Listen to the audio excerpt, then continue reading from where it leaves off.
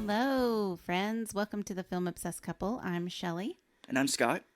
And if you're a first time listener, just want to let you know Scott and I are a married couple and we like to talk about movies. Because that's why you clicked on this movie, because we're talking about it. And we'll walk you through the movie and kind of let you know our thoughts and feelings, which may be a little shocking and hopefully a little funny. In the last episode, there was a valuable life lesson about how to survive a deadite. So if you haven't checked it out, be sure you download that episode and tell a friend. Yeah, just in general, how to survive like a knife attack, what to do if stabbed, what to do if you stab somebody. Mm-hmm. So, Good lessons. So you probably know what we're watching because you read it or read the description of it. But we are talking about The Thing today. Mm-hmm. What thing? The Thing. Oh, the thing. My favorite John Carpenter movie. One of my favorite movies. Mm-hmm. And I was thinking we could post a picture of it, but I can put the poster that you got me for Christmas. Yeah. Yeah, I was like, Christmas or my birthday? Boy, they run together. I think it was Christmas because I couldn't wait. I think so, yeah. Yeah, that makes sense because I was waiting for gifts because our birthdays are not too long after Christmas. Mm-hmm. Both. Shelly's was like literally a week Yeah, yeah. or so. So, yeah, she got me a big poster of The Thing. It's the Mondo poster. We would always pass it at the theater that we go to. There's a big one there, and I would always be like, man, that's so cool.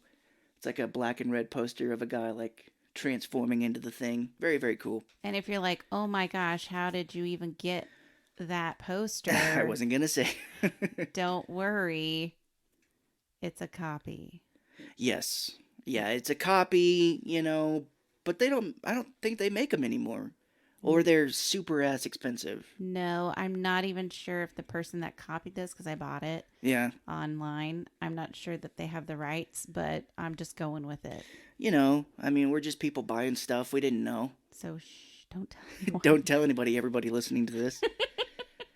Yeah, that, and I always like the alien one, and I would look at them online and be like, whoa, I can't find them, or there's somebody being like, yeah, I bought this when it first came out, so I want it for $1 million, whatever. But I'm so happy to have it.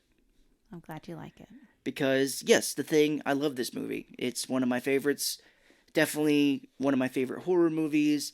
You said you had seen it before, but didn't really remember it when you watched it this time. Right. I think the thing that shocked me most that I didn't remember is everything that happens to the dogs. Yeah. Which we'll get into, but I was like, if I would have remembered that, I probably would have been like, I don't really want to watch this movie. Right. When all that started happening, I'm like, this is the worst part. This is the worst part of the movie. Let's get through it. And then you're like, oh no, I forgot about this part. No, this one is the worst part. Well, it's okay. After this, it's done. Well, when people are getting killed, I don't really care as much as a dog. Well, and it starts out.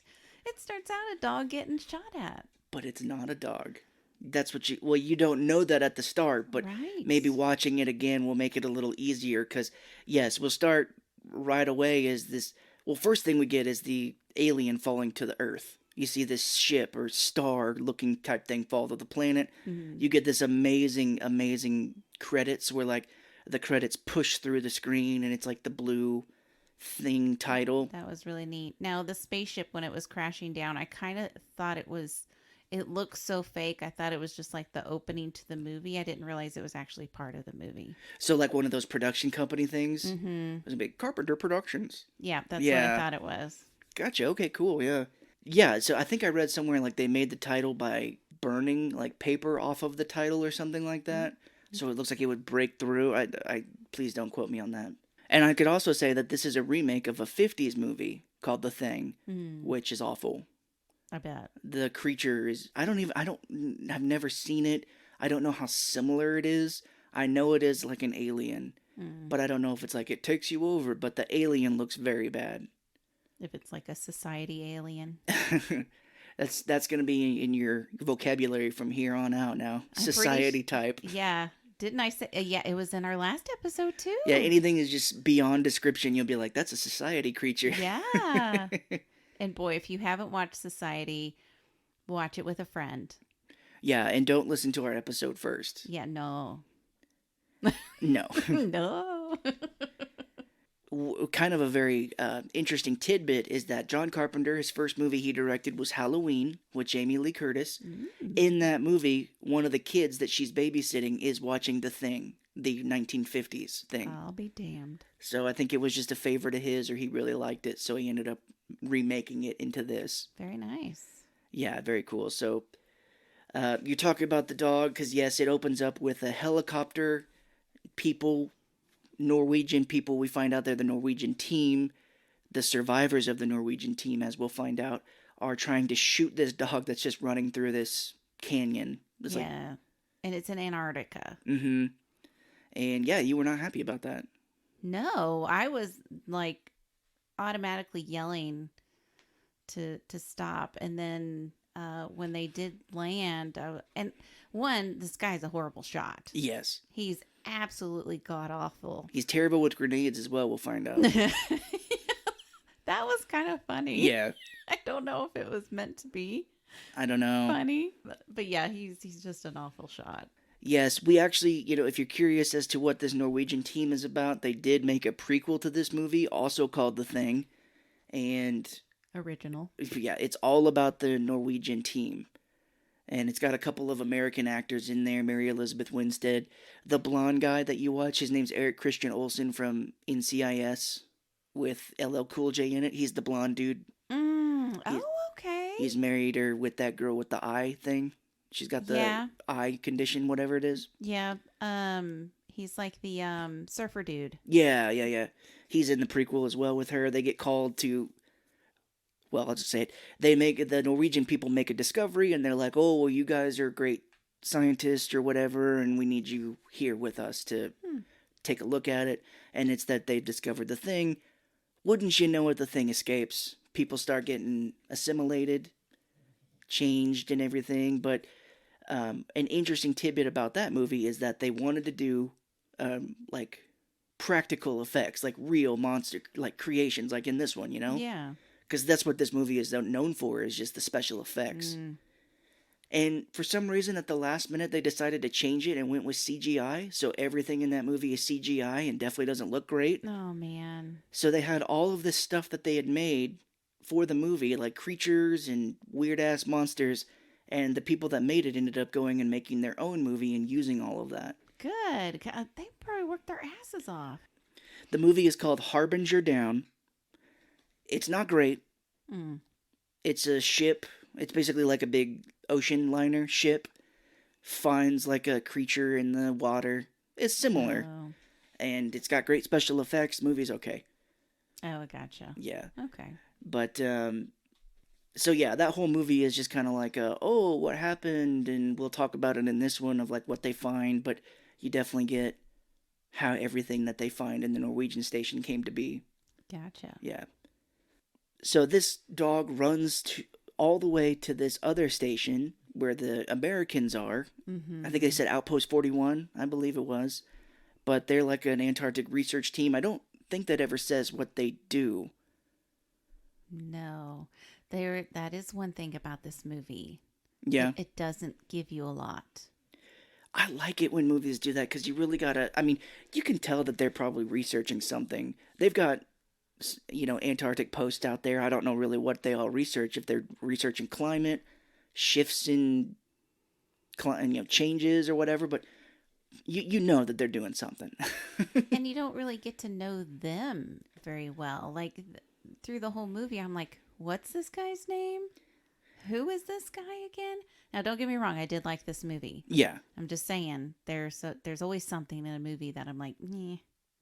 It is a little confusing, yeah. You almost have to kind of like make a little diagram because everybody refers to each other as their last name. So like McGrady, Blair, Childs, Norris, Doc, Knowles. So yeah, it does get a little confusing, and then some people, they don't use their name for like a little bit in, you don't think, because Norris, the guy who has a heart attack in the movie, I feel like they say his name for the first time like a little bit before he has his heart attack. He's like, Norris, you're in charge. And he's like, oh, I don't know about that. I don't think I can be in charge, I'm like, oh, his name's Norris. Okay. So, yeah, the dog makes its way here. McReady, played by the wonderful, amazing, incredible Kurt Russell, Man. who has worked with John Carpenter several times. You know, Escape from New York, Escape from L.A. Did a Elvis made-for-TV movie with him. Big Trouble in Little China. Oh, yeah, right. Him and the rest of the team come out because they hear this chopper hovering and they see this dog. And the dog kind of like runs into the station. And this helicopter lands and this dude is like shooting at them and they're all like freaking out. Yeah, he actually shoots one guy. Like, Yes, it's grazes his leg. I had all their names up here because I was like, oh, I'm gonna forget them. He shoots Bennings. He's the guy with the red beard. Yeah, he shoots him in the leg, and then Gary. This is gonna be hard. I'm telling you, those it's hard. It is. Yeah, Gary, who's like seems like kind of the security of this station. He's got like a pistol, you know, in a holster. So Oh, is that eyebrows? yeah, So, okay, so I gave a nickname to everybody because I couldn't right. remember their names. So Gary, the sheriff kind of dude. You said eyebrows. Yeah, because he's got thick eyebrows. What was Kurt Russell's? Kurt, Kurt. because I knew who he was. Fair enough. Diabetes guy, Wilford Brimley. He's the doc who notices that this thing takes over people and he's like destroying the station. Oh, shit. We don't have to go through it if you didn't write them down. And we may come to it when it gets his time. Okay. There is a doctor with a nose ring.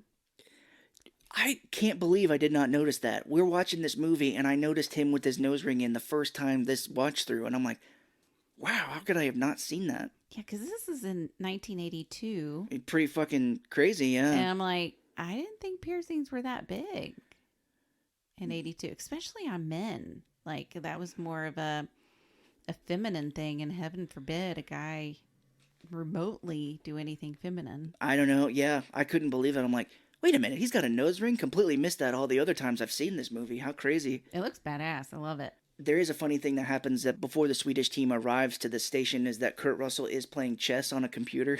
Oh, yeah. He's playing it with the computer who is voiced by Adrian Barbeau, who was married to John Carpenter at the time, I believe. He is not happy with the outcome of their game, so he pours like his alcohol into the computer, just destroying it. Yes, and we get that he is a very heavy drinker, possibly an alcoholic. Dude, everybody in this film is drinking, which is, I'm sure it's like, that's all you gotta do. Yeah, I mean, what else? It's fucking cold outside. Yeah, you see people drinking, and then there's other people smoking pot, so I'm sure that's, you gotta pass the time somehow when you're just waiting for other things to happen. Stoned or drunk. Yeah. Or both. That'd be a bad job, because you're like, I went up there and I came back an alcoholic. I'm like, I have no idea what happened.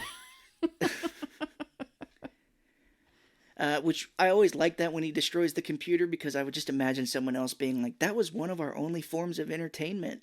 Right. I mean, they do have a rec room, but it's like, I like to play chess. Yeah, I thought that was a little crazy too. Yeah, and he says, cheating bitch. So, back to the Norwegian team. Yes, they do shoot Bennings, and very crazily for some reason, Gary, eyebrows you call him, takes his pistol out and busts a window of the station out to shoot this dude. Yeah, let's not go to a door and open it up. Yeah, it's like, they've said it gets like 100 below at night, and they're gonna have to board that fucking window up, dude. Why don't you just step outside for a second? I think when he busted that window out, I kind of snickered a little. I was like, what's he doing? I don't know, where he's like, oh my god! But the Norwegian dude does grab a grenade and he preps it, and he's gonna throw it at the dog towards the people. And as he rears back to throw it, it slips out of his glove and into the helicopter and blows those people up. And then there's a moment, okay, so the helicopter guy, I guess the guy that was navigating it, tries to get to the grenade. He's like digging through the snow. Yeah. The guy that threw it is trying to run away. And it was just kind of very comical. Yeah, moment. It is very strange. You would think that they could come up with maybe a better way for that to happen, but he's like, what? Because there was a pause there after he did that, like the oh shit pause. Yeah. And you're like, oh, that's funny.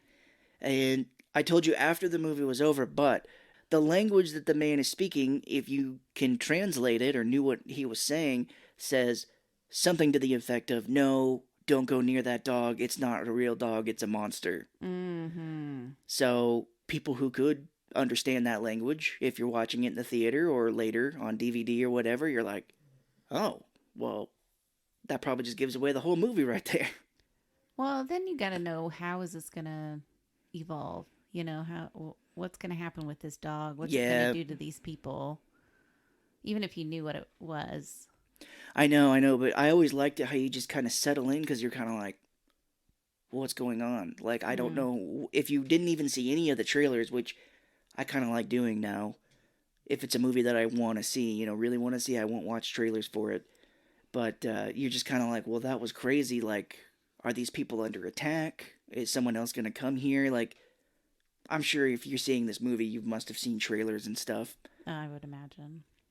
But it is cool to show it to somebody who hasn't seen it, like Society or From Dusk Till Dawn. Right. You're just kind of like, something crazy is going to twist happen here, and you're not expecting it. Yeah, because when the dog does come about, that is pretty shocking. You're just like, what the fuck is this movie I'm Yeah. watching? Oh, after this, I was like, so we haven't been introduced to anybody yet. Who the fuck knows what's going on? Yeah, and Gary does shoot this Norwegian dude straight in the face. Yeah, in the eyeball. And I put it in my notes because you can just see it. I'm like, all these guys are drinking at this moment. And you don't, I'm like, is it like Antarctica where it's like daylight all the time, but later in the movie it turns night? So it's like, are they drinking early in the morning? Maybe hair of the dog. I was going to say, they're still up from the night before. Yeah, there's no sleep. And they're like, I haven't been asleep. This is still last night's drink. This is last night's beer. There's so much research to go and do. I don't know. Yeah, that was one thing I would like to know. Because it's like, well, you would think that they would have jobs to do and stuff. Like the doctors are working and things. It seems like, but they're all like just jerking around and jerking off in there. Literally, we'll see later. Oh dear. So we get to kind of meet some of the people in there. Richard Mazar plays Clark. He's like the dog handler, and he kind of takes this stray dog in and lets it kind of roam around. Wilford Brimley, who I introduced to you as the diabetes man. For younger people who might listen to this, there were commercials. I don't know if they're still around, but he used to be like, I'm Wilford Brimley and I got diabetes. You'd always say diabetes. Diabetes. And he's been in a million things. You normally always see him with this big, big mustache, which he does not have here. Oh wow. Which it looks like that lip needs a mustache when you see him, because he'll be talking and his lip over his like chin is so big. You're like, a mustache was designed for that face. Oh. It's like, It's missing. Like I'm making the face where like face is awful. my lip is like super long. They're like, have you ever thought of growing a mustache to cover that 6-inch lip that you've got over? Oh.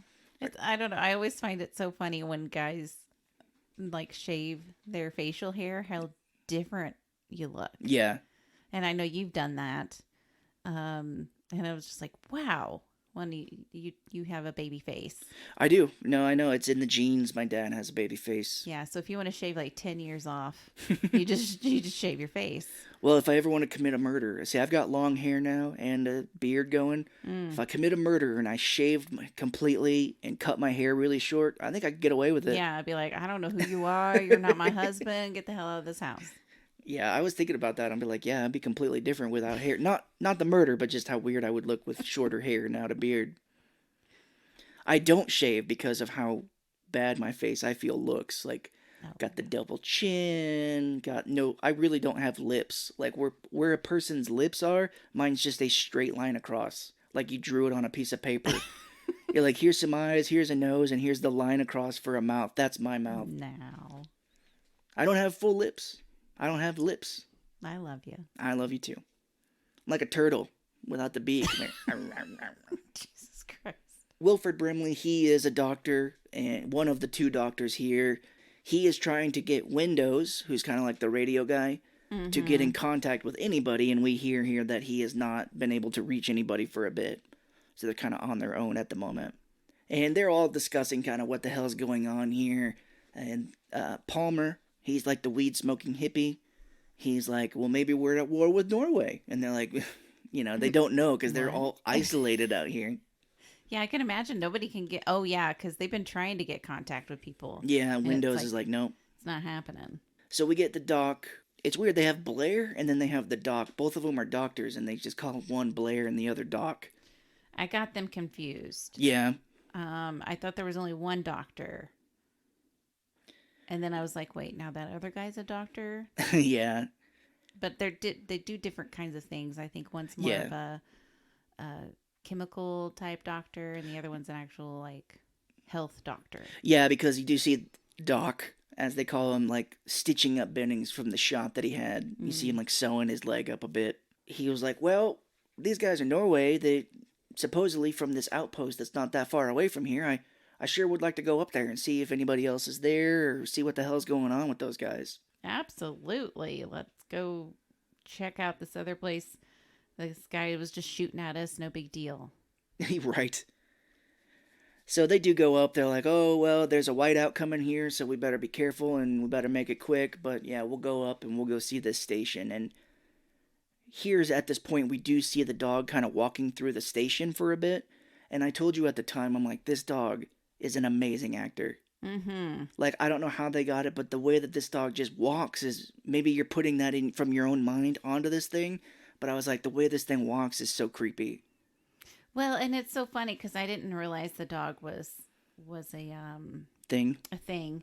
And I was like, oh, the dog's spidey senses is going off. He's going to check somebody out. 'Cause Yeah. I thought, oh, somebody else is a monster in here because it can't be the cute little dog. Right, yeah. And there's a part when they come back from the station where they've got the monster in the helicopter with them, and there's a shot of this dog just looking out of the window at it.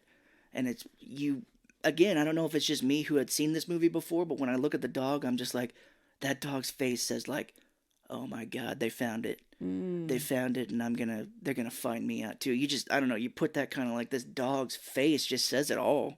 wow. But the dog does go into a room, and you don't see who it is in there. You just see the man's shadow on the wall. But the dog goes into the room, and it cuts. The movie cuts.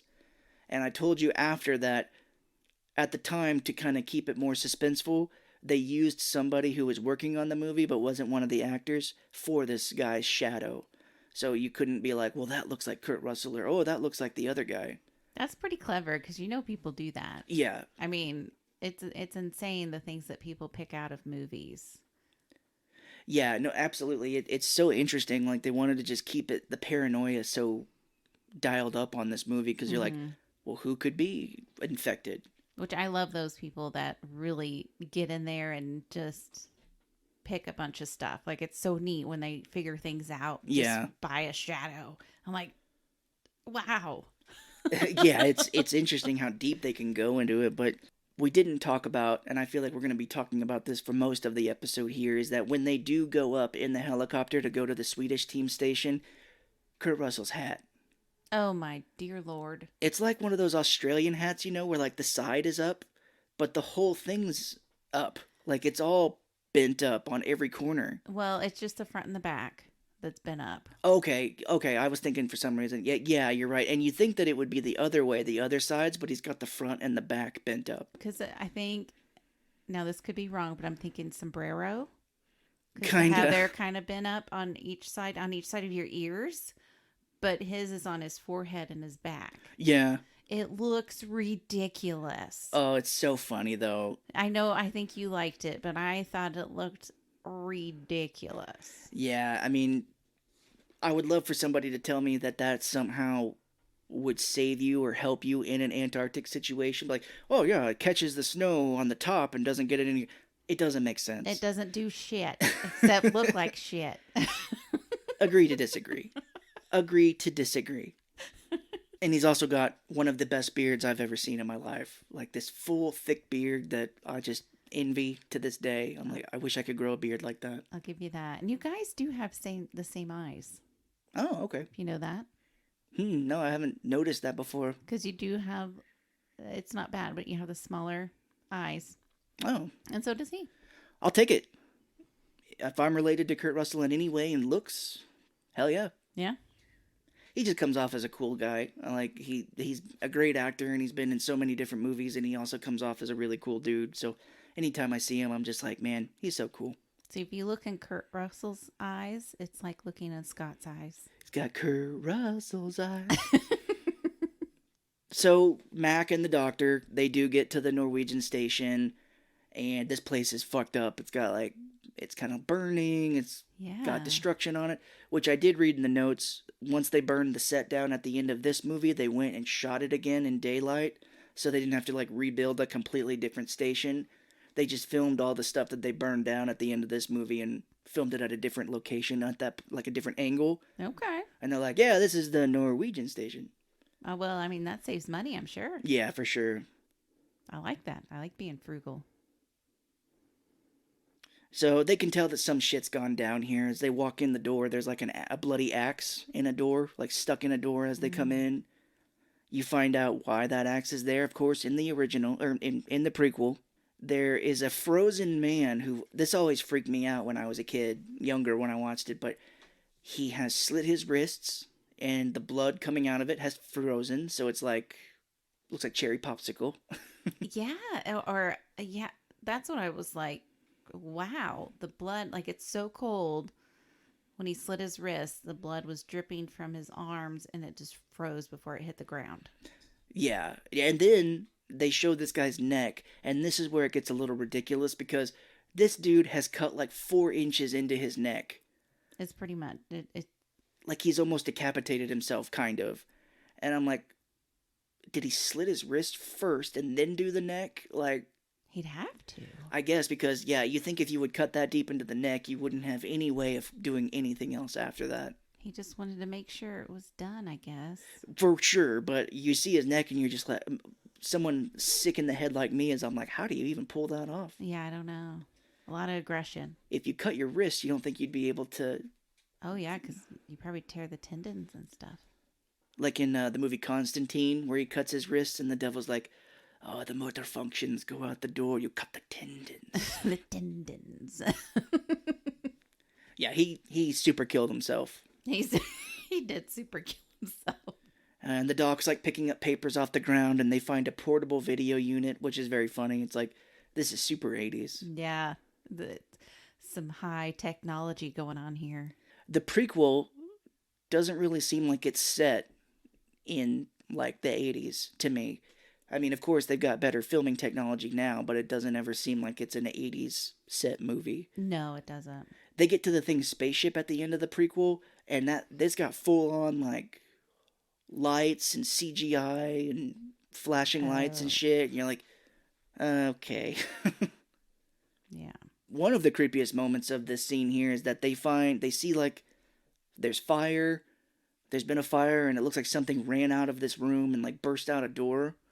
And they see in the snow, still smoldering, by the way. Mm. You think it would have stopped at this point, but it's like this creature, and it looks like two combined bodies. Yeah. So Kurt is like, "Give me a shovel."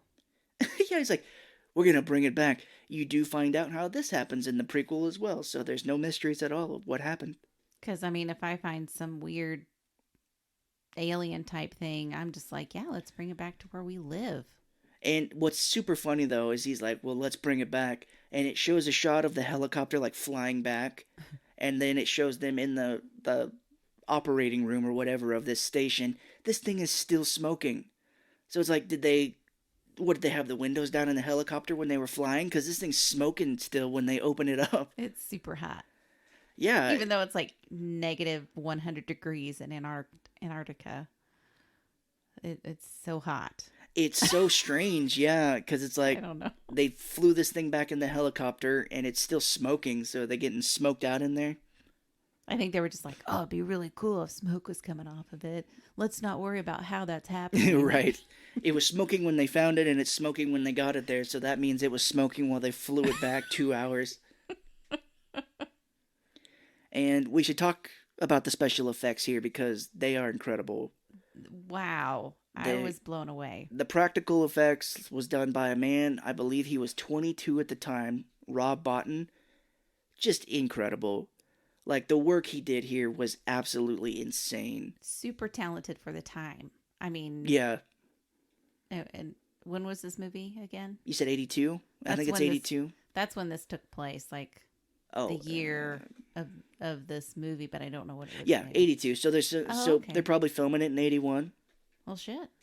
Yeah, that's really good then. Yeah, the creatures are just insane. Like this whole creature they find in the snow with the merged faces, it's got multiple fingers and Mm-hmm. the mouths are formed together. It's just insane. And you're like, they made that. Like they had to build everything. Like there's no cheating it with CGI where it's like you guys just react to this whole nothing here and then we'll put it in later. It's like, no, he had to make this fucking thing.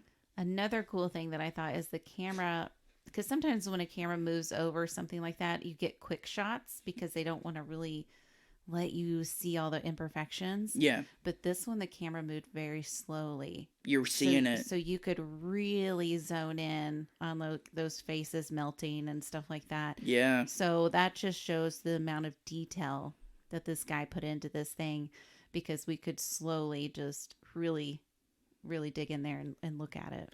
Yeah, and that's one thing I don't like about CGI as well is that sometimes they'll really not show the monster Mm-hmm. because they'll be like, well, it looks like shit. Or we want to make it scary so you don't see it, but it's like you are seeing this shit.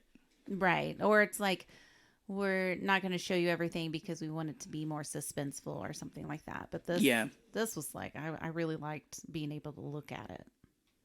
Yeah, it's very cool. And we do get to meet some other people through here. And we meet Childs, who is played by the wonderful Keith David. He's been in a ton of stuff as well. Well, I don't know what he does there, but he's cool. And then we've got Knowles, who is like the cook for everybody there. And he's always on roller skates, which is kind of interesting. Yeah. Made me think of Sonic. Yeah. Like a Like a drive-in. drive-in, yeah. Theater, like, theater. I was like, I know what you're thinking. Damn it. Well, it does make me laugh here because Palmer, the hippie, shares a room with Child, Keith David's character, and he's rolling a joint and they're watching like game shows up there. Mm. And I'm sure they must have seen these 100 times because he's always like, I've seen this one already. Oh, boy. And he puts on a tape, which by the music you can tell is just porn. It's like, Oh, that's right. so it's like you're getting high with your roommate in this bunk, and then you're just watching pornography together. Yeah. I forgot about that part. That's weird. Yeah, very, very kind of strange, but the dog from the start is kind of just freely wandering around, and these guys are all playing like poker in the game room, and Bennings, the guy who got shot, kind of tells Clark, the dog wrangler, he's like, damn it, he's like, put that dog in with the rest of them for God's sake. So Clark does take this dog and put him in the kennel with the others. I got the sense that the dog kind of nipped at him a little bit. Oh, really? I just thought he ran through his legs, and he was like, damn it. I don't know. I think the dog nipped at him a little bit, and then Yeah, I think so. Well, anyway. it's just crazy because Clark walks this dog to the kennel. I think this thing walks with him. I don't know if I can't remember at the time now that we're doing this, if he had him on like a leash. Mm-mm. Yeah, this dog just walks with him, and then he opens the door, and it stands there for a minute, and he's like, well, go on. He's like, go on. You can tell the dog's like, I don't want to go in there. Yeah, and this dog acting again. This dog just walks in and sits down very slowly.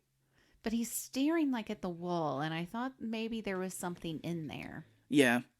Before, we actually know what happens. I'm like, that dog is scared to go in there. Probably one of these other fuckers are going to attack him. This poor sweet little dog is going to get killed. I'm like, it will, but it's not a poor sweet little dog. And wow, was I wrong.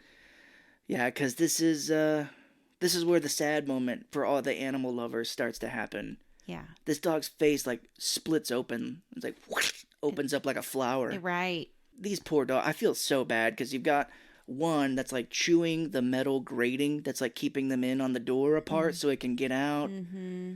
And I always feel bad for this one dog because the thing puppet, as it's transforming, like sprays liquid on one, and you can tell they just sprayed this dog for real with like water or whatever. And he was all like, oh my God. The dog's like, what the fuck? Oh god. They're all whimpering and whining, and this is just the most horrible. I hate this scene. It's bad, yeah. For animal lovers like us, dog lovers like us, and for anybody out there, this is definitely the hard scene to watch. And when it was happening, I'm like, these are puppets. Like, these are puppets.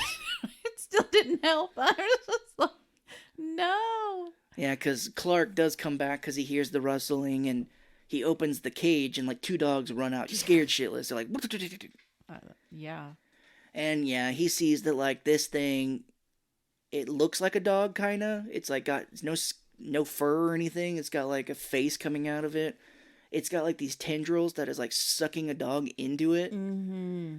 And I think Clark sounds the alarm and they all run and see this thing. And it's just this abomination of like dog and monster combined together. Yeah, they're all kind of in shock, which is natural. Yeah, one of the guys does run to Childs and he's like, Max says get the flamethrower. And you're like, oh shit. Mm-hmm. And so Childs comes in with the flamethrower and this thing I think like jumps into the ceiling trying to get out. Yeah. And when Childs sees it, he like freezes and Mac is like, shoot it. He's like, shoot it. And he burns this thing to death. Yeah, I thought it was going to get out like through the ceiling because it was like tearing the floorboards out. Oh yeah. Oh. Because didn't it have an eye too coming out of it, or is that later? I think. I can't remember. Just imagine the worst. If you've never seen this movie, imagine the worst thing you could think of. With tentacles. So we do cut to another kind of autopsy scene where Brimley is cutting apart the dog carcass, and it is funny because as he keeps cutting it open, he just keeps going like, "Oh my god, Yeah. oh my god, oh god." And even these effects were good. The way that they showed the insides, Mm-hmm. all the intestines, and like, and he pulls out. It kind of looks like, I would think it was like a mix of Jello and pudding. Yeah, And just kind of like this slimy type stuff. yeah. He pulls it out, and he finds that it's kind of like a half-formed new dog, Mm-hmm. and that's where they're kind of like it was turning into a dog. That's so weird. And we get the very scary line because they're like, Clark, did you ever notice anything scary, anything interesting about that dog? And he was like, well, no. I mean, he was around the station all day. And they're like, you mean to tell me that dog was hanging around all day? And he's like, well, I mean, yeah, it was fine. He's like, you didn't put him in the pen right away? He's like, that dog's been around all this time.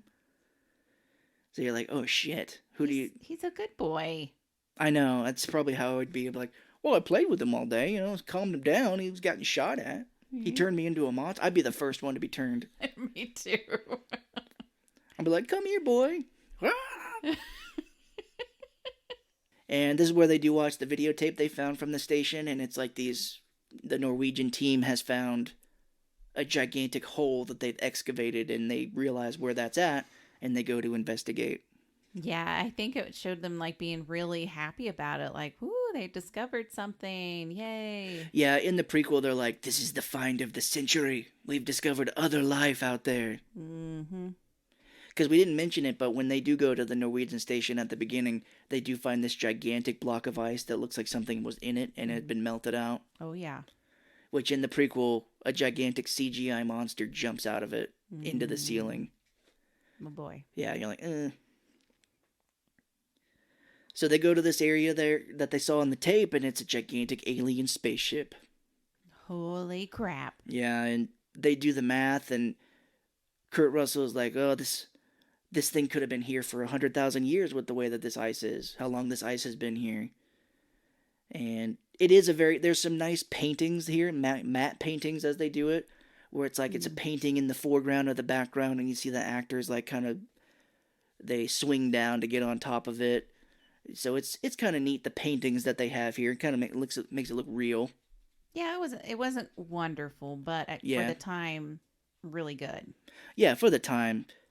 But it looks very neat, and they do find a hole near the spaceship where the Norwegian team must have found the thing creature and cut it out of the ice. Mm-hmm. So now we're back at the station, and this is where we're all kind of talking like, well, this is an alien. And it's funny because Childs is like, I don't believe any of this voodoo bullshit. And wouldn't you know it, of course, the weed-smoking hippie is like, oh, this happens all the time. Like, they fall out of the sky, and they never tell you about it. It happens. The government's covering it up. Yeah. I don't think he says that, but that sounds like it would go with it. This is where, if you haven't put it together yet, the computer tells you because Blair is running tests on this dog's cells. And this 80s computer is very funny watching it process and stuff. But it's like, he has dog cells and he has a computer and he's like injected thing cells into it, I think, into the blood. Mm-hmm. And the computer is showing these cells like combine. And the thing cell perfectly imitates the cells of the dog. It was like an Atari pixel game. Yeah. Definitely an Atari game for sure. Yeah, it was great. And I think I called him a chemical doctor, and it was more like a cellular doctor. Yeah, biology Biology. something. And this is his computer does some computing, which I really don't think it could have done at the time, maybe. But he was like, the computer's like, probability of somebody in the team infected 75%, and it also says if this thing reaches population, the time it would take for world population to be completely infected would be 27,000 hours. What? Such a weird calculation. I don't know, but Brimley then opens up his desks and takes out a pistol that he's got hidden in there. He's like, I'm going to need this. So at this point, Knowles, the cook, is like, hey, I found somebody's shredded long johns in the trash. Don't put your fucking shit in my trash can. And MacReady later looks over it and sees that they all, I guess, have to have their names on it, which makes sense if they're doing gigantic loads of laundry. Mm-hmm. But the name has been ripped off and it thrown in the trash. Oh, I didn't notice that part. I was just kind of like, why are we talking about shredded clothes in the trash? Yeah, because later they find out that this thing cannot imitate clothing. Yes. So when it takes you over, I think your clothes get ripped out. Mm-hmm. So somebody has already been changed, and this thing just was like, well, I don't want to leave these on the floor here. I'm going to just throw these in the trash. It's a dirty ass Lon Johns too. It always makes me wonder, though, if you were a thing, would you know it? And they don't really touch upon that. Like, do you know, like, if this thing imitates you perfectly, would you know that you're a monster? I don't know. I've always thought that, kind of thinking about this movie. Yeah, because they all deny it, but of course, wouldn't you deny it even if you were the alien? Yeah, I'm sure you would know it if you were the monster, but this gigantic body here, they're moving it into a closet because they're like, oh, isolate this thing, get it away. So they move it into this little supply closet. Yeah, best decision ever. Let's just store this bitch. Yeah, Bennings and Windows, they move it in, and Windows is like, oh, hey, I'm going to do something. I'll be right back. And Bennings is like, yeah, I'll stay in here. And when Windows comes back, we see that Bennings is like in a chair getting like assimilated by the thing. Mm-hmm. So they go get Mac and everybody else, and they see that this monster has run outside.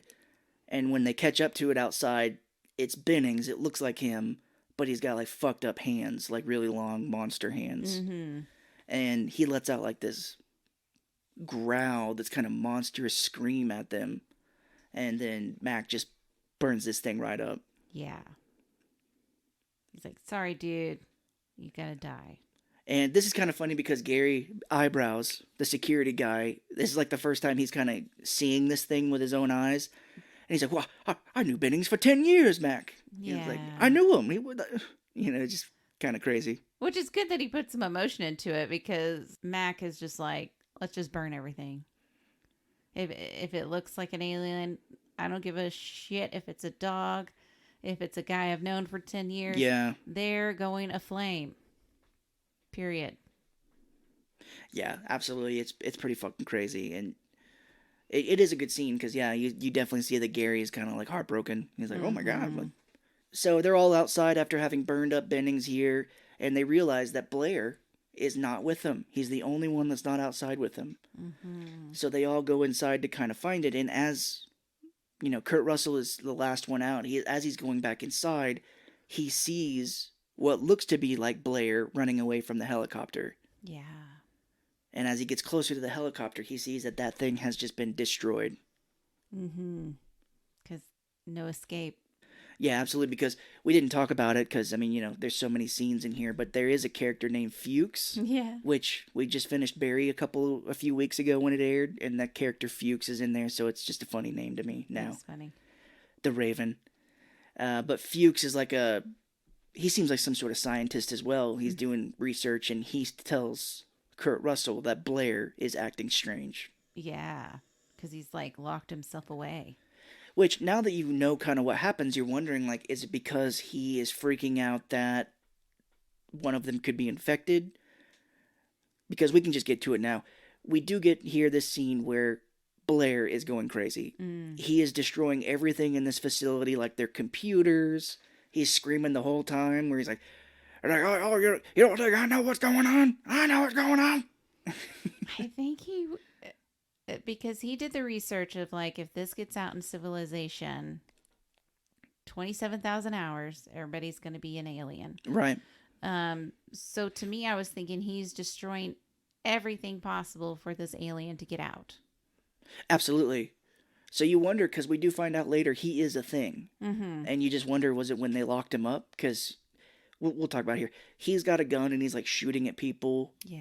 And he's funny where he's like, you think that thing wants to be an animal? No, it doesn't want to be an animal. It wants to be like us. So that kind of brings me back to your point, if you know or not. So maybe he knew that he was getting taken over. I don't know. The sense that he had left, he's trying to destroy everything. He seemed like he could possibly have been taken over, like when he was operating on it. Mm-hmm. Maybe messing with its blood or something. I don't know. Because I think he says when he's operating on it, even after they flamethrowered it, he's like, it still has active cells in its body. Like they're still moving around and stuff like that. Jesus. So he does like the 80s action movie thing where Blair is shooting his gun, he runs out of ammo and he throws it at somebody. Yeah. Like, he starts swinging around an axe here, and he's destroying like all the computer equipment. Windows gets knocked out here as he tries to subdue him. Yeah. Kurt Russell does a thing where he has like a chair or something like as a shield, and when he swings the axe and like gets it stuck in this, they take him down. Mm-hmm. Childs, Kurt Russell's like, oh, go check the tractor, because they've got another piece of equipment that they could get into and drive off, I guess, if they needed to. And Childs is like, oh, he destroyed the tractor as well. Dang. And we freaking find out that he killed the surviving dogs too. Oh, yeah. Which you think you'd be like, oh, Oh. maybe he put him down humanely. You see, he like cut this fucking dog's head off with an axe. Yeah, there was an axe in its neck. You're like, Jesus Christ. Because he's like, he's killed all the dogs. He has destroyed everything. He's destroyed all of our way out. Wow. He's pretty mental right now. And the doc has a very stupid opinion here where he's like, well, everything's out, so I guess we're going to have to just wait for the team in spring to come and relieve us. And he's like, we don't have time for that. Mm-mm. So at this point, they take the remaining dead, like the bodies that they've burned and stuff, and they put them in the hole outside and burn them all. And this is one of my favorite scenes because Kurt Russell says, like, if you were all one of those things, you would all just probably rush me right now. So you're not, and that tells me that some of you are not things at this point. And he does say the line here where he's like, if I was a perfect imitation, how would you know it was really me? True. And the doc does say, he's like, Doc, could you come up with some sort of like a test? And he's like, well, I think I could come up with some kind of blood test to test who may be a thing and who not. And he's like, well, get going on that. Oh, yeah. And right as he's trying to come up with this blood test, wouldn't you know it, they find that all the spare blood that they've got has been torn into and destroyed. Yeah, so they can't do the test. Which you were like, what is all this? And I had to think, I'm like, well, I guess if you're up there alone, you would want to have blood just in case. In case you get hurt and need some kind of transfusion. What if somebody like, cuts their arm open or something and needs more blood? But yeah, they have all this blood and somebody has broken into it and completely ripped it apart. All right. There was like, I would say 10 units in there. Like 10 little bags. Something like that, yeah. That's and a lot. They do get into a big fight here because he's like, Doc, who could have gotten into this? And he's like, well, I'm the only one that uses the key, and I get it from Gary. And Gary's like, well, nobody could have got that key from me. I'm the only one that's got it. I'm like, you're not really helping yourself. Yeah, I think he even like did a little look like, oh, fuck. I just said that. Yeah, he's like, I'm the only one. And then like, and Windows freaks out here and goes and gets a gun. He does another 80s action movie thing where they've got all these guns behind glass, and he breaks it open with his elbow and gets a gun out. Jeez. I think Kirk stops him before he can do anything. Yeah, Gary comes in with his gun, and they're like, put the gun down. And yeah, Gary tells him to put the gun down, and as Windows does it, he's like, I swear I did not go near that blood. And he's very smart here. He's like, but I can see why all of you would be very suspicious of me, so here I shouldn't be in charge anymore. Wow. And this is where he gives the gun. He's like, Norris, I think you should be. And he's like, I don't want to be in charge. Which, if you know you're not the alien, how do you know he's not? I know. And you're just giving in your keys to a possible alien? Right. You just don't know. And I think that's what that movie does really well. Yeah. Childs is very like, I'll be in charge. And Kurt Russell's like, how about somebody a little more level headed? Yeah, like me, because I'm the star of this movie, son of a bitch. Yeah.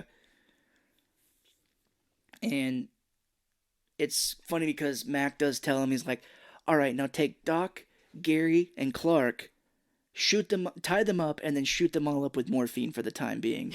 I don't get this. I guess it's just to keep them incapacitated. I guess. And I wrote in my notes here, I was like, shooting them up with morphine sounds like a party. Yeah, no, totally. Okay. Like, if there was an alien, I wouldn't want a guy passed out on morphine in the corner. I'd need some help. Yeah. So. Yeah, absolutely. I don't get it. It is very funny, yeah, because just shooting them up with morphine, I get it, but yeah, it does make me laugh. And it'd be funny if one of them's like, oh, I'm really afraid I could be a thing. You should probably give me some more morphine. It's wearing off. So they shoot them all up, and Mac does leave a voice recorder here saying something of like they can't trust each other anymore. No one's trust anybody, and it could be anybody. They found some shredded long johns with the name out. This recording does get found in the PS2 video game, which is awesome. I wish they would remake it or re-release it because it was very fun. I was looking it up, the story. You do play like a military team that comes to investigate this outpost. You find this outpost, you find the Norwegian outpost. It's a sequel to this, and it does suck because you find Childs' frozen body, and MacReady is gone. Oh. But at the very end, when you're fighting the big thing monster as the final boss, MacReady flies in a helicopter and saves you. So it says something that like Childs froze to death, MacReady was picked up by like another team of people or something, and he's alive. And John Carpenter has come out and said that he believes it's canon in story, like that's what happens in the sequel. Okay. Which it also, we were talking about it as well, is that John Carpenter has hinted that a sequel to this movie is coming out, which I am not thrilled about. Yeah, I don't know. Some things you just gotta let lie. Just. Yeah, I don't think anything needs like a sequel. It's just let it be. I don't think we need to know if Mac was really a thing or if Childs was a thing or what. I just let it go. Or even if they survived. Yeah. Because it kind of at the end, you don't know if they're going to survive or not. I mean, it doesn't look likely. Right. Yeah, absolutely. At this point here, the Doc, it is funny. The Doc is passed out on the couch. Like, all right. And Clark and everybody else that's got shot up with morphine, Gary, they're still awake. So I'm like, well, they must have a tolerance to morphine, I guess. Yeah, because they shoot up often. I guess. They have a shit ton of morphine around. Fuchs is working, the power goes out, and this is like the one jump scare in the movie where something runs past the camera. Mm-hmm. So he does go outside and he finds MacReady's clothes in the snow. Yeah. So can it imitate clothing? Well, you said it can't. Well, yeah, no, it says, so that gives you the thought of like, well, if MacReady was taken over, it would have ripped his clothes off and just imitated his clothes. Right. So that's why you're like, oh shit, MacReady's the thing. But he's not. No, it's just a misdirect. Like, okay. It's probably the thing being like, I'm going to throw these clothes over here to scare people. We didn't say it, but they do put Blair in like this little cabin outside. Mm-hmm. They leave him with a bottle of Smirnoff, which I thought was just so nice. They do like check in on him here because and he does say earlier, he's like, watch Clark. And you watch him close. Mm-hmm. But they go back out to check on him, and he is fashioned like this noose, which I think is a funny shot. Yeah, they open like the little viewing thing, and he's sitting there with this noose right next to him. And he's just talking like no big deal. Nobody mentions the noose. Yeah, he's like, I want to come back in now. I'm all better. But this is where they go looking for Fuchs, and they find his burned body in the snow, and they hypothesize that he might have tried to burn himself to stop from becoming a thing, maybe. Oh, what an awful way to go. Terrible way. And this Kurt Russell's like, we're going to go to my cabin real quick before we go back inside. And I'm like, why? And he's like, because I didn't leave my lights on last night when I left. And his lights in his cabin are on. Yeah, then the camera pans over there and you see the light on. You're like, holy shit. So supposedly whoever was the thing probably went in there and got some of his clothes and like threw it outside so someone could find it. Mm-hmm. This thing is smart. Yeah. So everybody back in the station's waiting because it's Knowles and McReady who went up to go find it. And it's really interesting because like it's snowing so hard outside that they have like this line that they have to like connect themselves to like kind of walk in the snow. Knowles runs back and they let him inside and he's like, McReady. He's like, I had to cut him loose. He like got suspicious of McReady, so he cut the line back and ran back inside. Yikes. Because then you're like, oh, he's out there lost. Yeah. And everybody back in the station has barricaded the doors with like wood and McCready's trying to get back inside. They see like the doorknob turning and stuff and they're not letting him back in because they at this point think that McCready is a thing. Yeah, and he's like, I'm freezing out here, guys. Let me in. Because they're like, well, he couldn't have survived out there in that cold. No way, unless he was a thing. Oh, no. As they are boarding up the doors and stuff, Norris does like kind of hold his chest a little bit, like he's having chest pains. And he's like, oh, ow. Oh, Ooh. Ooh, ooh, ooh, ooh. Eee. Well, as they're boarding up the door, they realize that McCready has broken a window in another door and gotten in. So they go into that room and they see that McCready is holding a flare close to some dynamite. And he's like, back off! So, dynamite, very unstable. Yeah. If we've watched any movies at all, we know dynamite, extremely unstable. Right. And he's just carrying it on his chest, bouncing around, and has a fucking flare next to it that sparks all over everything. This is real safe. Yeah, he's like, anybody messes with me and this whole camp goes. You move just right. This whole camp goes. They're like, Mac, don't do it. He turns slightly. He's like, what'd you say? Just blows up. Movies over.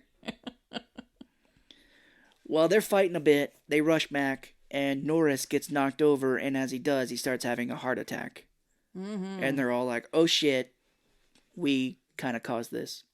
So they untie Doc, which I'm surprised. They're like, Doc, you need to help him. And he's like, I'm high as shit right now. I can't do anything. I'm seeing double. Which, good thing. What happens to him next? He's going to need the morphine. Yeah. And here's the greatest scene in the world.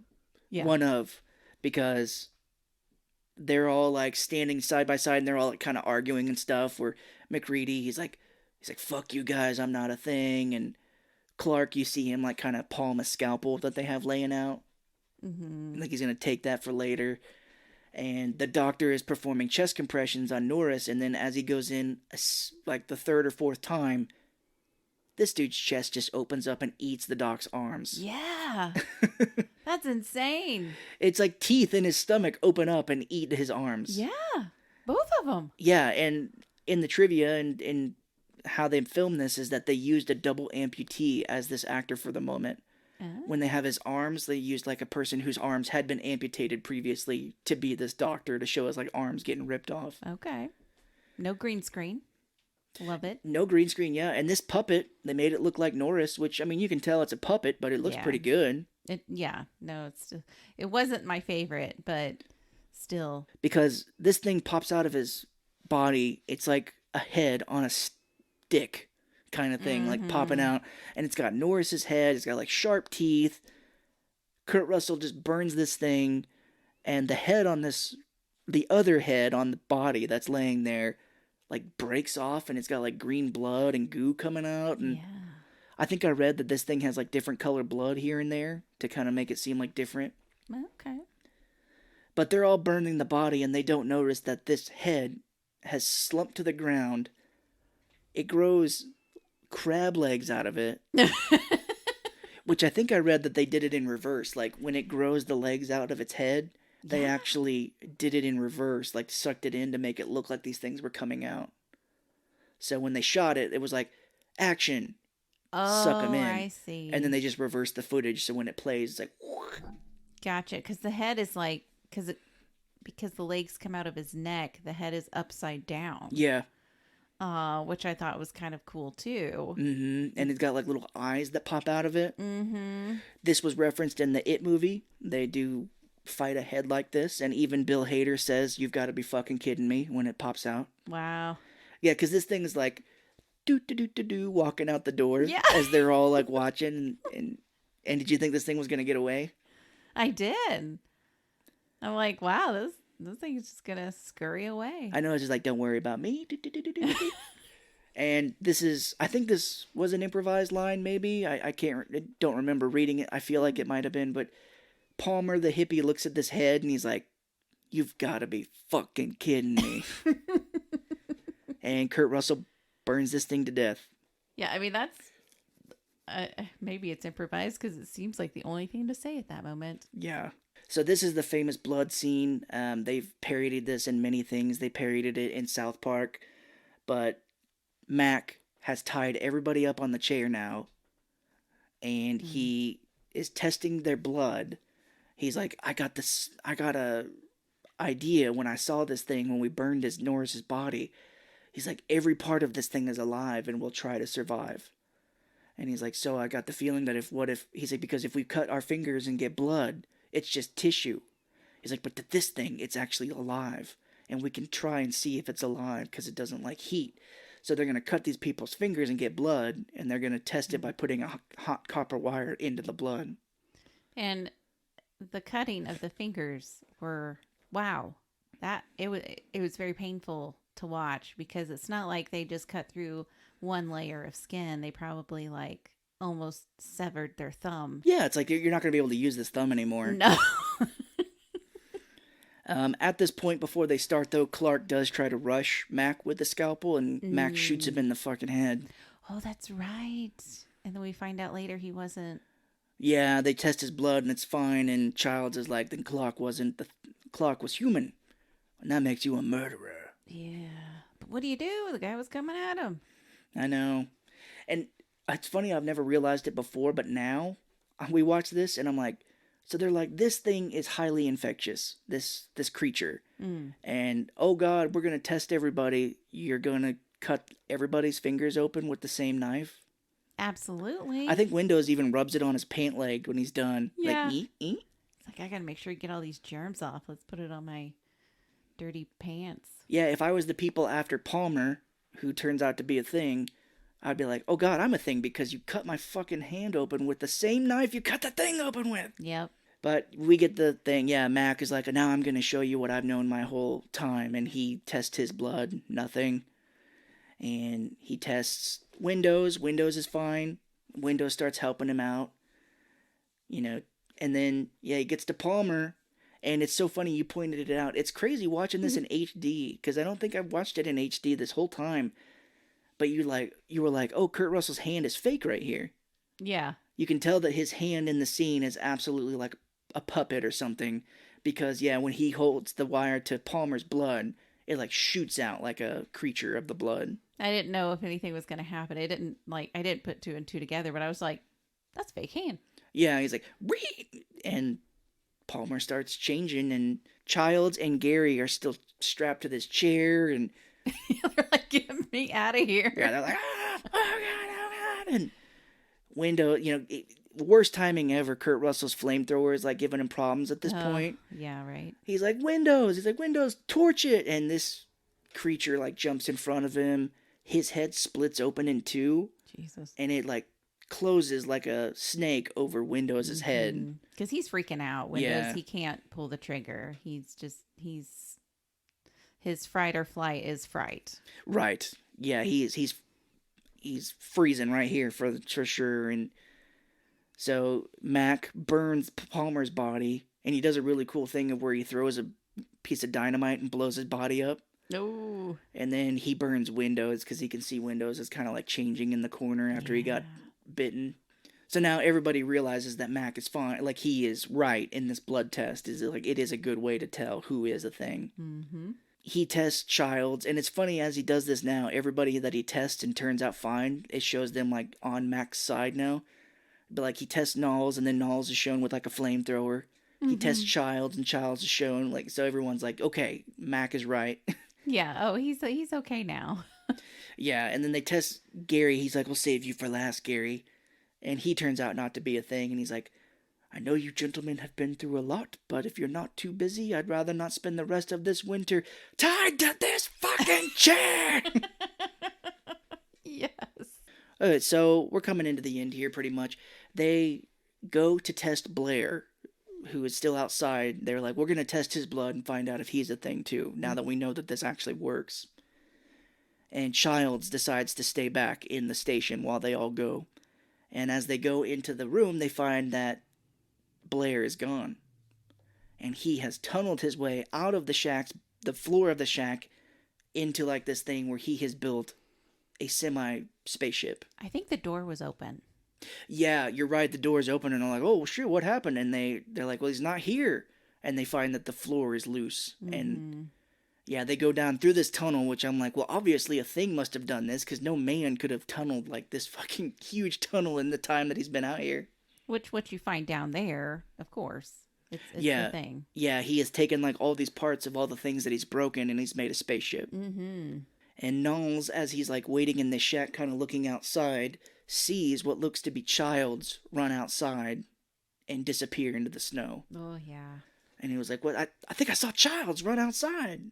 So, anytime when you have a group of people and you have aliens around, you want to stay together. Right. Especially when it just takes a little bit of blood. And it completely imitates you. Yeah. Like, how long was Palmer infected? Who knows? But he was acting normal. But we're going to leave one guy isolated by himself while we go off. And we're going to come back and not know Yeah. if he's the thing or not, even though we just did the test. Yeah, that's crazy. They're like, Stay together. all of us are going to stay here or go out, and you're going to stay here by yourself. We know that a thing could possibly still be there, so see you. Yeah, bye. Like, are you guys wanting me to get killed? If I was Childs, I'd be like, I'm going with you. Right. Yeah, absolutely. Well, as they're in this cabin, the power to the entire camp goes out. Damn it. And he's like, oh, the generator must have been destroyed or gone out, because Kurt Russell just immediately jumps to, this thing knows that it's not getting out of here with us here, so it wants to go back to sleep. If it freezes, it'll just be asleep for however long, and it'll be found again. Mm-hmm. But we'll be killed because it'll be 100 below in here in like 6 hours. Yeah, we won't survive, but it can. Yeah. Mm. Which is so funny because they're burning this whole thing down. They're like, here's what we're going to do.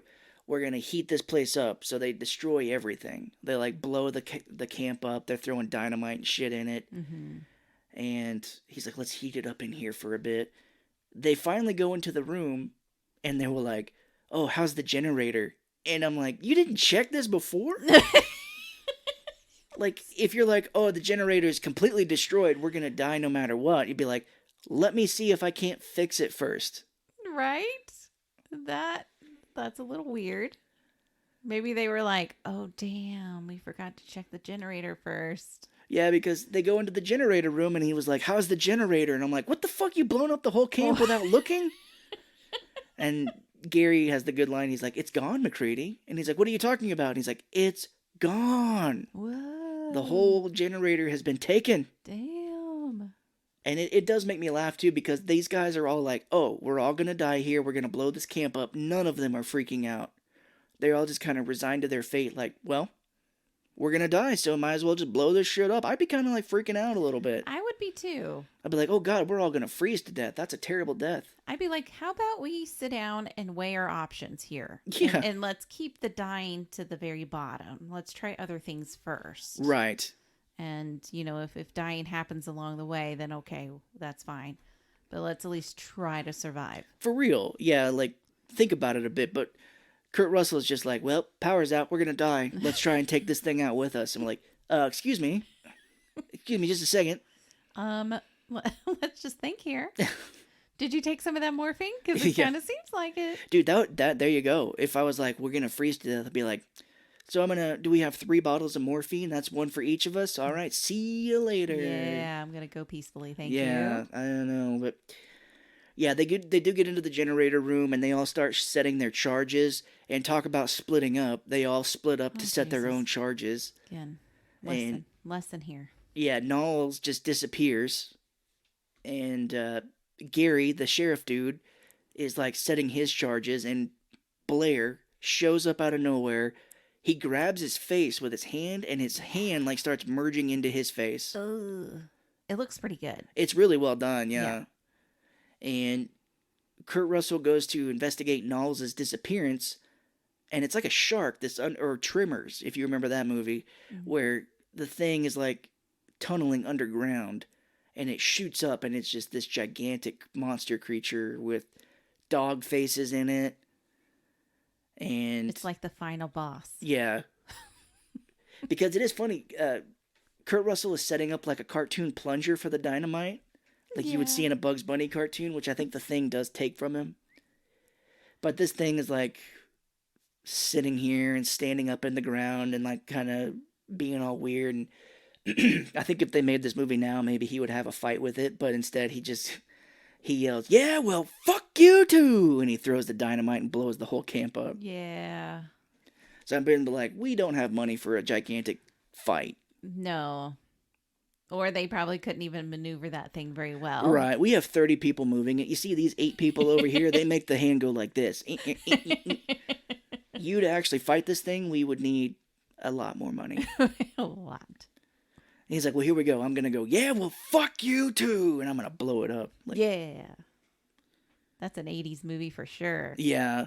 I did read in the trivia here that John Carpenter wanted this ending to be ambiguous as to who is and who isn't the thing. And the studio was like, yes, but we do want some closure that the big monster thing was killed. So when this whole thing blows up at the end, they put in like a monster scream to let people know that this thing was blown up in the generator room. So Kurt Russell is miraculously still alive, and he sits down. The whole camp is burning, and Childs shows up, and he's like, "Where were you, Childs?" And he's like, "I thought I saw Blair. I ran out after him and got lost in the snow."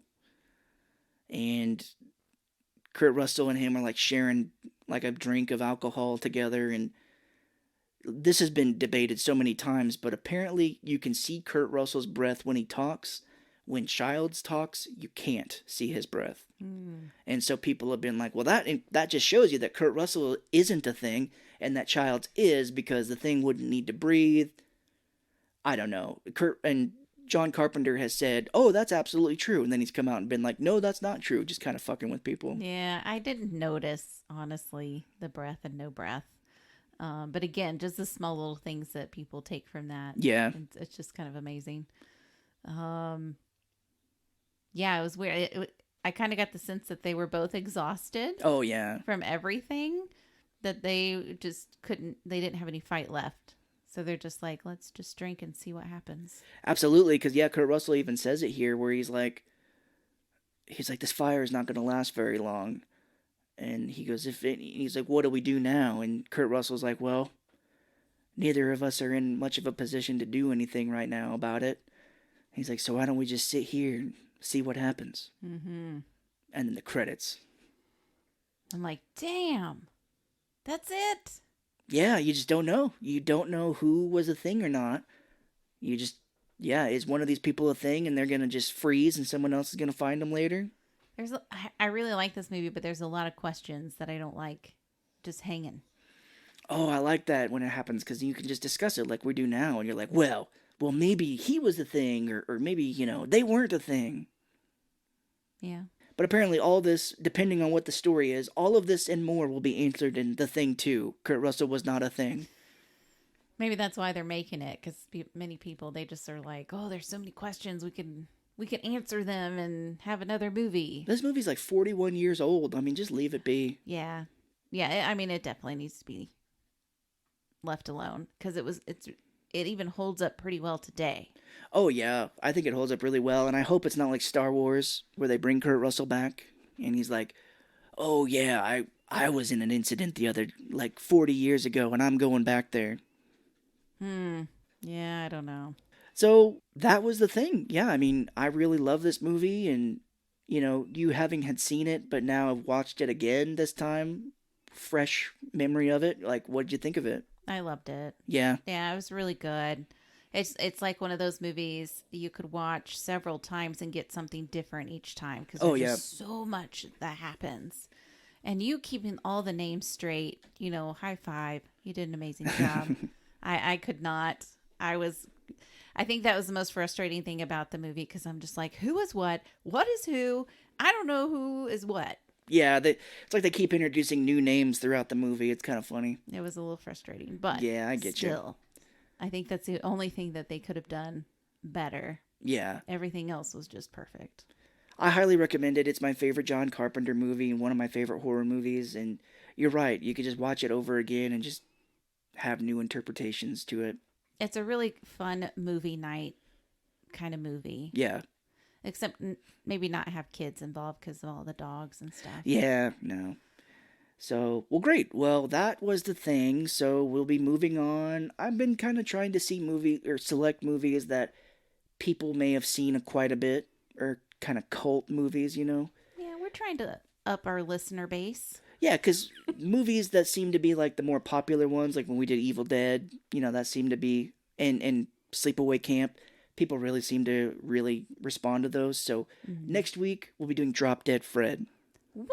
Yeah. Are you serious? Yeah. I was like, do I tell you before or tell you when we just do the episode? I am so excited. Holy shit. Yeah. Yeah, I was looking up movies and I'm like, oh, what are like kind of fan favorite cult movies? And that showed up and I'm like, that would be a fun one to do. I love that movie. I remember it getting weird at the end too. Yeah. So and I remember loving it as a kid. But I haven't watched it in like forever. So I don't know Same. if I'm still going to love it. Same. It can be rented. I was worried if it was a movie that you couldn't find anymore, but yes, it can. And yeah, I remember thinking it was so funny when I was a kid, but I'll be interested to see how it holds up. Man. Stay tuned and tell a friend because we are trying to get our listeners up so we can maybe make money one day. Yeah. But, that's not our primary goal. But we would just like to see what we can do. Yeah, absolutely. And we need your help. So next week, maybe another kind of like, one of our favorites, or us talking about a good movie, because we don't always want to do just terrible movies, but we're doing Drop Dead Fred next week. All right. Thanks for listening. All right, bye.